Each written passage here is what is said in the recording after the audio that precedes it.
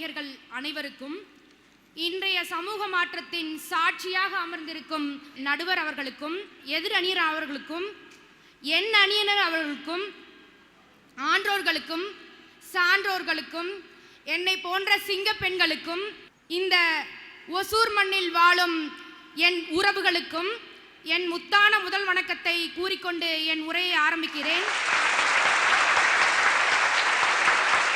March 8 எதற்காக பர்டிகுலரா March 8 பெண்களுடைய மகளிர் தினமாக கொண்டாடப்படுகிறோம் தெரியுமா? மார்ச் 8 பெண்ணே நீ எட்டாத உயரத்தையும் எட்ட வேண்டும் என்பதற்காகவே மார்ச் 8 மகளிர் தினத்தை கொண்டாட வேண்டும் என்று கூறுகின்றனர். அப்பேற்பட்ட இந்த நல்ல தினத்தில் மகளிருக்கு, சர்வதேச மகளிர் அனைவருக்கும், உலகெங்கும் உள்ள அத்துணை மகளிர் அனைவருக்கும் என் இனிய மகளிர் தின நல்வாழ்த்துக்களை கூறிக்கொண்டு, இன்றைய சூழலில் பெண்கள் வேலைக்கு செல்வதால் குடும்பம் தரம் உயர்கிறது என்ற தலைப்பில் நான் பேச வந்திருக்கிறேன். தன்னுடைய குடும்பத்தில் வாழ்க்கையின் வழிகளை சுமந்து கொண்டு, குடும்ப பாரங்களை சுமந்து கொண்டு தனியாக வேலைக்கு செல்லும் அத்துணை பெண்மணிகளுக்கும் இந்த மகளிர் தினத்தின் முன்னிட்டு பெண்கள் வேலைக்கு செல்வதால் அவர்களுடைய தரம் உயர்கிறது என்ற தலைப்பில் உறுதியாக கூறிக்கொள்கிறேன். அவர்கள் அடுப்படியில் அடங்கி கிடந்த காலம் முடிந்துவிட்டது. அவர்கள் அரங்கத்தில் அவள் குரல் எழும் காலம் வந்துள்ளது. வீட்டுக்குள் விளக்கேற்றிய கைகள் இன்று வெளியுலகத்திலும் வெளிச்சம் ஏத்துது. வாழ்க்கையை தாங்கிய தோள்கள் வெற்றியை தூக்கி நடக்குது.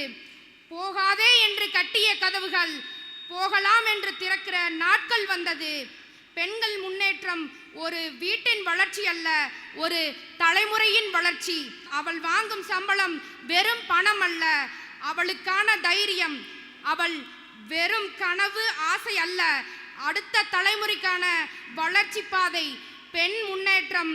பெண்கள் வேலைக்கு செல்வதால் அவர்களுடைய தரம் உயர்கிறது. அத்தகைய தரம் மென்மேலும் உயர வேண்டும் என்பது தேர்வு அல்ல, அத்தியாவசிய தேவை.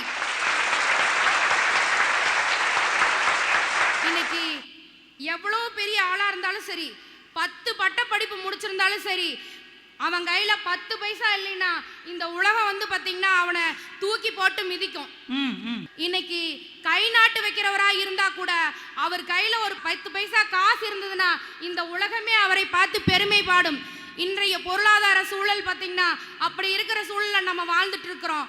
இன்னைக்கு மருத்துவம் வியாபாரமாகி கொண்டிருக்கிற சூழலில் நம்மளுடைய பிரசவத்திற்காகவும் அறுவை சிகிச்சைக்காகவும் கல்வி வியாபாரமாக்கப்பட்ட சூழலில் தன்னுடைய குழந்தைகளின் கனவுகளை நிறைவேற்றுவதற்காகவும் அன்றாட வாழ்க்கையாக மாறிக்கொண்டிருக்கிற இன்றைய சூழலில் அத்தியாவசிய சேவைகளை, தேவையான நாட்களை நகர்த்துவதற்கு கூட இன்றைய பொருளாதாரம் இல்லை என்றால் வாழ்க்கையை நடத்த முடியாது. உணவே விஷம் என்று மாறிப்போன இந்த சூழலில் மாசம் மருத்துவ தேவைக்கு என்று ஒரு குடும்பம் மருத்துவ தேவைக்காக பொருளாதாரத்தை ஏற்படுத்தி கொடுக்க வேண்டிய ஒரு சூழலில் இருக்கின்றோம். ஆக காசு இல்லைன்னா இன்னைக்கு ஒரு மனுஷனும் நம்மளை மதிக்க மாட்டான் அப்படிங்கிறது தான் இன்னைக்கு முக்கியமான ஒன்று.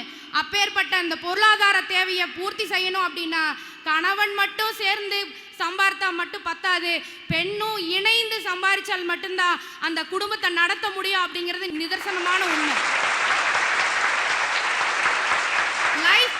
லைஃப் பார்ட்னர் அப்படின்னு சொல்லுவோம். லைஃப் பார்ட்னர்னா என்னன்னு தெரியுங்களா நடுவர் அவர்களே? லைஃப் பார்ட்னர் அப்படின்னா இன்பத்திலும் துன்பத்திலும் அனைத்திலும் நான் உன் கூடவே இருப்பேன் என்று திருமணம் ஆகும் பொழுது தன் கையை பிடித்து வலம் வரமே, அதுக்கு காரணம் என்ன?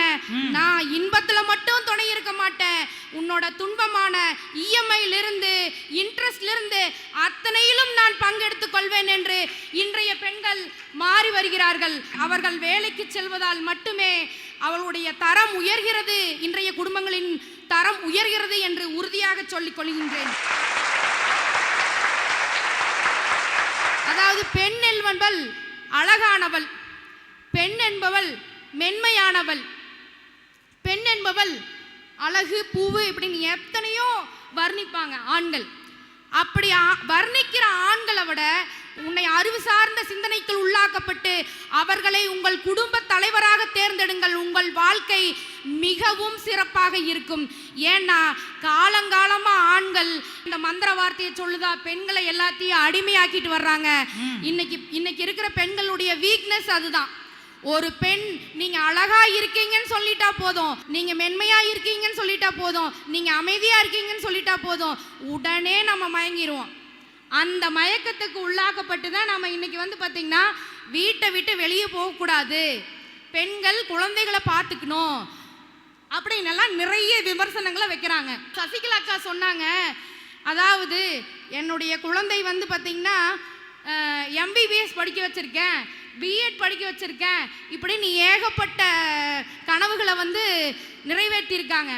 ஆனா இன்னைக்கு அந்த குழந்தைகளுடைய தரம் உயர்ந்திருக்குதுன்னா அந்த அக்கா இன்னைக்கு பட்டிமன்றத்தில் பல மேடைகளில் பேசி அவங்களுடைய உடல் உபாதைகள் அத்தனையும் மறைத்து கொண்டு தன் குழந்தைகளின் கனவிற்காக போராடி கொண்டிருக்கிற ஒரு தாய் என்பதில் எந்தவித ஐயப்பாடும் இல்லை. அவர்கள் வேலைக்கு செல்வதால் மட்டுமே அவர்களுடைய தரம், குழந்தைகளுடைய தரம் உயர்ந்திருக்கிறது என்பதில் எந்தவித சந்தேகமும் இல்லை. அதாவது பார்த்தீங்கன்னா கணவன் மனைவி பார்த்தீங்கன்னா உலக அழகனும் உலக அழகியும் கல்யாணம் பண்ணி வாழ்ந்தா கூட ஒரு 3 நாள் 4 நாளுக்கு மேலே அவங்க மூஞ்சியை பார்க்க முடியாது.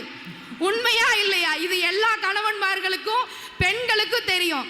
என்னையா உன் மூஞ்சியை எத்தனை நாளைக்கு ஏன் இந்த கண்ணாடி இந்த வீட்டுக்குள்ளேயே பார்த்து பார்த்து இருக்கிறது?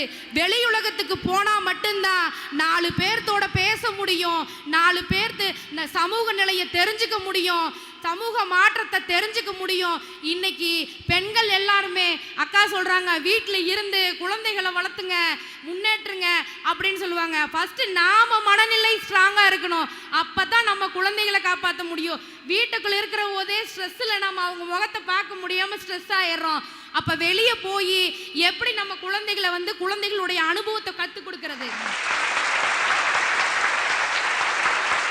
ஈரோட்டில் இருக்கிற சக்தி மசாலா கம்பெனி இன்னைக்கு வந்து பார்த்தீங்கன்னா எத்தனையோ நாடுகள் தாண்டி உலகெங்கும் உள்ள நம்ம வீட்டு கிச்சனில் மட்டும் கிடையாது, இன்னைக்கு உலகெங்கும் உள்ள அத்தனை கிச்சன்லேயும் சக்தி மசாலா பொடி இருக்கு. அதுக்கு காரணம் யார் தெரியுங்களா?